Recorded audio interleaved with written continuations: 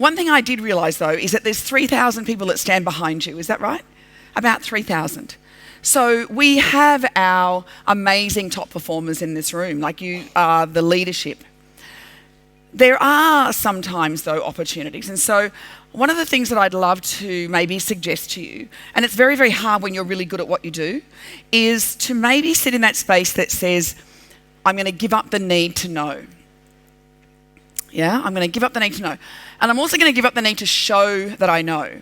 So what does that look like? Well, usually when you get speakers like me or anybody up on the stage or someone coaching us, we lead with I already know. So there's a great term called always already listening. So it means that I'm going to preempt what you're about to say because it's a lot to actually give up what we know. So we've talked about how amazing you are. Your KPIs are incredible. I started on the shop floor, so it's not like I'm, from textbook, that sort of stuff. I remember my first day ever on the shop floor, and 2 customers were fighting over a $5 pair of jeans. That's when you go, get out. Like run and never look back. And all these years later. And so it's hard when you're really good at what you're doing. But we can't go from where we are to where we want to be without changing what we're doing. Because if we keep doing what we're doing, and this is really hard because it's a thing called cognitive dissonance. And so when you know what you do, you hold what you're doing to be right, yes, it's giving us a great result. And then over here, there might be a different way. Not a better way, just a different way that could propel us even higher. That's a scary place to be. To give up some of this, to free fall in the middle, to go to a whole new level. So see if you can challenge yourself during this to go, I'm going to give up the need to know. And you'll know when you sit and go, know that, seen that, been that, done that. I've been doing retail for 30 years. I know what I'm doing. And you'll know when you leave, you'll hear them, they'll go, oh yeah, it was a good refresher. Isn't it true? Yeah. I do that already. It's a good reminder.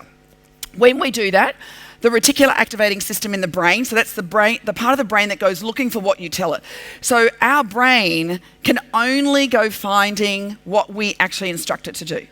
So if we come into this to go, I already know this, it's going to say to you, that's right, you do, and here it is. And that is why when people say, it was a good refresher, learnt nothing because their ego or their lack of awareness around their ego stops them from dropping into vulnerability that allows them to go, oh, how cool. So be curious, not critical. Curiosity is like the best thing in the whole world. Anyway, so enough about me. Oh, there I am. Actually, I've got to tell you, I'm at a conference the other day and my photo's up there. And this guy is sitting there and he's going,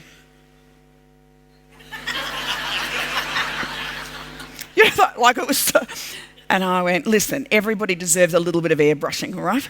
Anyway, so if we have a look at, I asked the question, how many customers do we serve in a year? Do you know?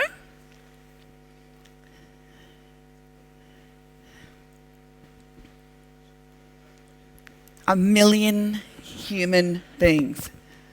A million human beings. Isn't that amazing? A million lives. Now, the hard part about the cognitive place is that that's a stat, isn't it?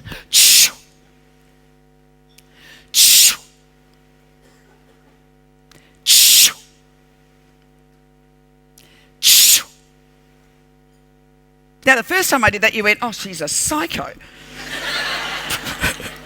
The second time I did it, you went, right, get some help. The third time your brain went, what is she doing? It started to get curious. And the fourth time, it realised there was a pattern and now is looking for the meaning. Is that right?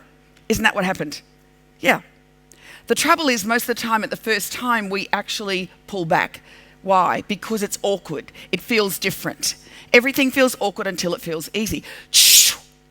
Is a sliding doors moment.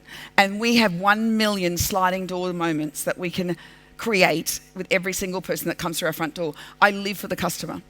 Like, I love the customer. And I know that they're also not very nice sometimes. True? And so, but you go up to a customer, you go, hi, how are you going? Just looking. Well, you can look all you like, love, because I'm not helping you now, you old bat. No. We would never say that, of course. Yes. It's all those other people out there. But it's true, isn't it? Because it's great to talk about all of the wonderful romantic notions of when you have the perfect customer, the perfect scenario. But it's all of the customers.